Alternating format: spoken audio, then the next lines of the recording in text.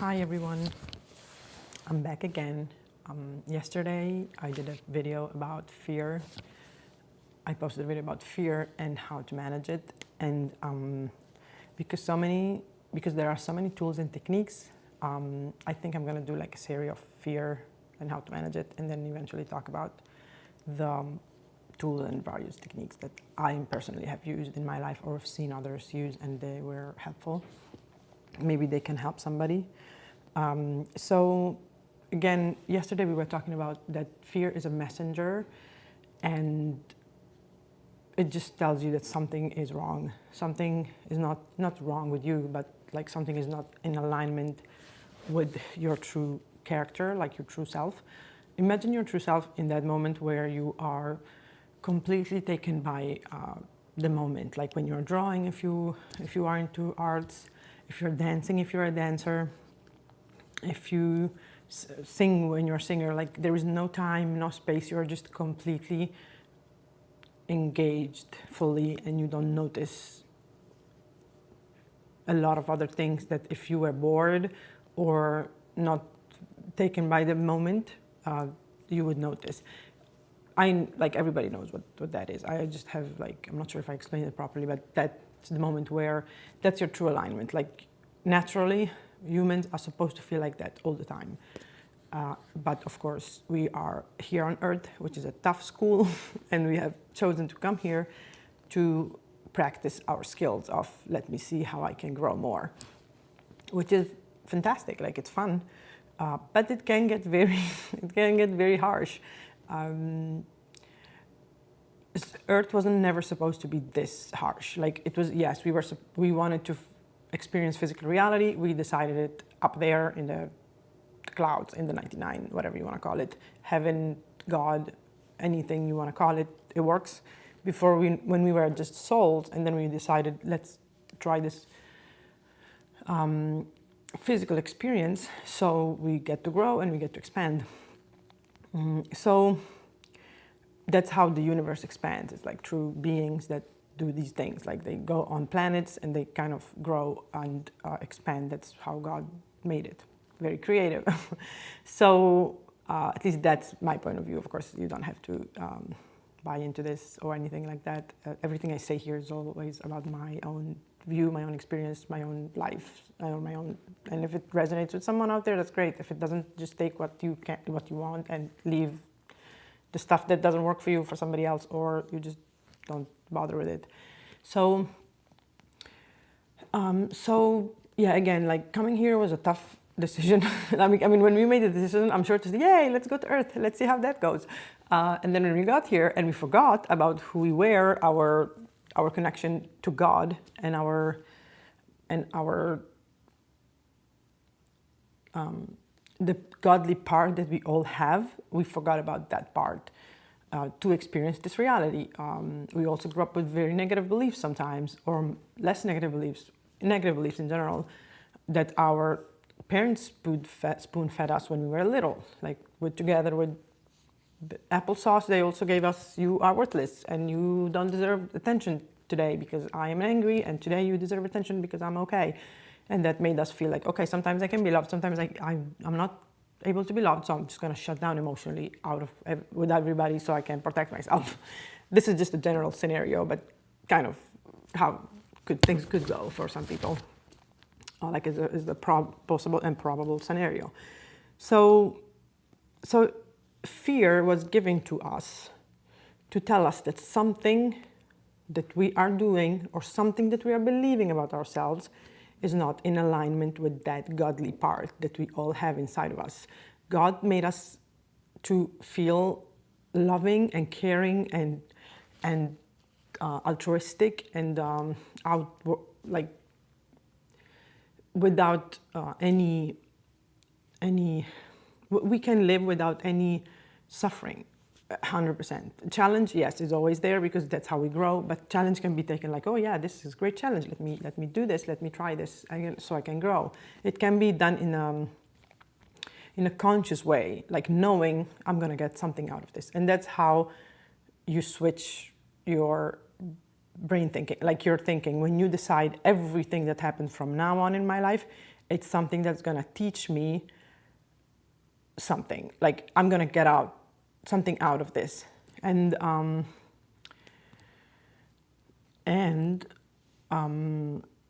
that's how, if you do that, you live better. Like you just know that whatever happens to you is going to be great, because it's going to bring you something. Like, yes, say you have to file for bankruptcy because you just broke.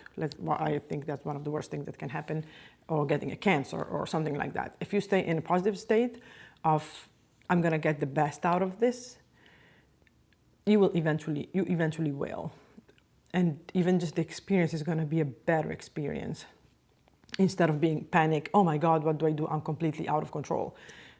The more you let go of the need of control, the more you surrender, the more powerful you are actually, because you don't need anything outside of you to work in a certain way to be okay. You are calibrated internally to happiness and joy, and sometimes, of course, things happen that you don't like whatever, I don't know, a car accident or something without, like a car crash, or your car breakdown or something like that. You don't like it, but that's usually a way to tell you can learn something about this situation. And it seems completely disaligned, not linked. And actually, if you go back and you are kind of connected spiritually and connected with the universe more and more, like the more healing you do, the more connected you are, because your frequency goes up and up and up. So it's closer to the universes, like to the 4D and 5D and all the other dimensions. Instead of just a very solid 3D, you start kind of tapping into knowledge, or like knowing things without knowing how you know them, or gut feeling, or things like that us humans are not trained to use, but they can be useful. But we don't see them because trauma, negative beliefs, the way you grow up, a lot of ideas in our society keep us from tapping into that state. We think our body and our mind are two separate things. We don't listen to our body as much as we should, because our bodies have information all the time for us. Like, this is relaxing, I like this, no, get out of this situation immediately. And if we learn to listen to that, you're gonna kind of avoid yourself a lot of trouble. But anyway, going back to fear being a messenger, fear can give you great information, like, for example, you are in an abusive relationship, even if you don't know it, or your teacher is not the best teacher in the world, because let's say you are a grad student or something, because some people, it's just gonna give you information about people, situations, foods, whatever. So the first thing to manage fear we were talking about yesterday was to lay down and just feel the fear. Or if you can't lay down, of course, you sit or whatever you need to do. But in my case, I just, sat there and I thought about what I was afraid of. And I thought, let me just feel this fear. It's very difficult sometimes to find what it is while you're in the panicky mode. But if you give yourself time to just lay down, and if you feel scared about doing this, maybe time yourself. Like, let's say you just say, okay, I'm just gonna do it for 2 minutes. And after 2 minutes, I'm gonna just put a timer, and then I'm gonna snap out of it, because I don't wanna feel too much. And it's a control, like you get to control the dynamics, like you have full power on that. So you don't have to sit there and just feel something that you're really very uncomfortable with. You can do it one little bit at a time and teach your body to feel the fear sensation without panicking or thinking that, oh God, okay, my jacket just fell. Okay, that was kind of scary. Just talking about fear isn't that interesting. So yeah, just allow yourself to feel the emotions, because that's going to help you start recognizing, first of all, what do you feel, because a lot of people don't even know that anger is anger, fear, well, it's the base of everything, but anger is anger, jealousy is jealousy. They are not tapped into their emotions because nobody taught them that exact sensation meant jealousy, or that exact sensation meant anger. They just don't even realize it. And when you grow up with a lot of trauma, that's what happens. Like, you just have a lot of emotional feelings that are negative, that keep you heavy and keep you unhappy, and you don't know even how to name them, let alone let them go. But the first great step is just to allow yourself, even once a day, once a week, whatever you think you can handle, just lay down. And I just did it occasionally whenever I started having like high anxiety. I would lay down and think, I want to feel my body, and I would just close my eyes and feel, where am I feeling my fear? And it was always in my stomach. Some people feel it in their chest. Some people feel it in their jaws. Some people feel it in their shoulders. It's different places depending on your body. But yeah, just laying down and kind of like focusing inwards instead of just trying to escape from it. You almost like turn towards it and say, okay, I'm gonna look at you in the face and accept you as you are, because you are here to tell me something. I don't like you, but I know you are valid. I know you have something to tell me. So that's the first thing that I wanted to share, which we talked about yesterday.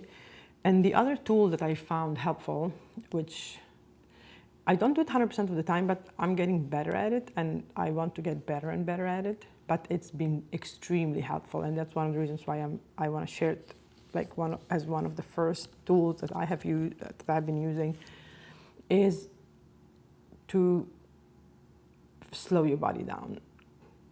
Like, to feel fear, you just stay still and you feel it, and you decide, okay, the sensation it's in my stomach, it feels uncomfortable, I feel like trapped, or I feel in danger, or whatever that is. While slowing your body down, it's something that you do throughout the day. Like, you wake up and you put in your alarm clock, I am going to slow my body down, or slow body all day, or something that reminds you that you need to slow your body down. And maybe put a reminder in your phone, or just on your, like, maybe some formal way to remind yourself. And you just slow down. Like, every movement you do, you slow it down almost in an exaggerated way, to feel that you have full control of your body, and to feel that you can consciously decide the speed. Because fear, what it does, and anxiety, makes you quick, like faster, like makes your movements faster than they could be if you were more relaxed or calm.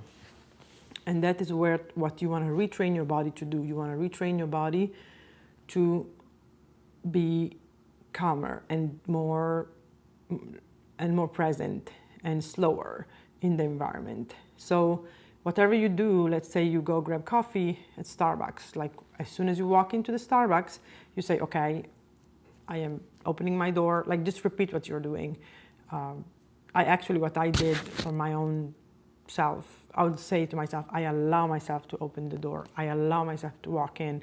I allow myself, I kept allowing myself everything I did, just to name it in my head. Like, I allow myself to walk to the cashier. I allow myself to take out my credit card. I allow myself to order. Just like in a very boring, you just repeat. And it's not even boring. Like, you just start realizing how many things you're doing in a day, or like just in the few 2 or 3 minutes. Like, and what helped me personally, it was like, I allow myself. Just repeating the phrase, I allow myself this, I allow myself that, helped me repeat it, first of all, and it made me feel that I was in control of my life, like in control of, because I was allowing myself to do something. And it felt great, actually. I felt present, I felt grounded. And by repeating that phrase, it helped me not just thinking, okay, I am doing this, I am doing that, but by repeating to myself, I am allowing myself to open the door. I am allowing myself to smile to my colleague in the hallway. I am allowing myself to sit down on my chair. This is how it feels, okay? And you start feeling the sensations that we miss most of the time. Like, when we stand up, when we sit down, we are not aware of what's going on with our body, but that connects mind and body, because you start talking directly to your body, telling him, I allow you to do this, and I allow you to do that. And it's a beautiful thing when you can get a hold of it. It's nice to slow down. It's nice to know yourself. It's nice to have a good relationship with your body. And now, if, like, let's say, depending on how you are, where you are in your journey, maybe you don't respect your body very much, because you think, I'm too ugly, I'm too fat, I'm too small, I'm too short. And that is making you have a bad relationship with your body.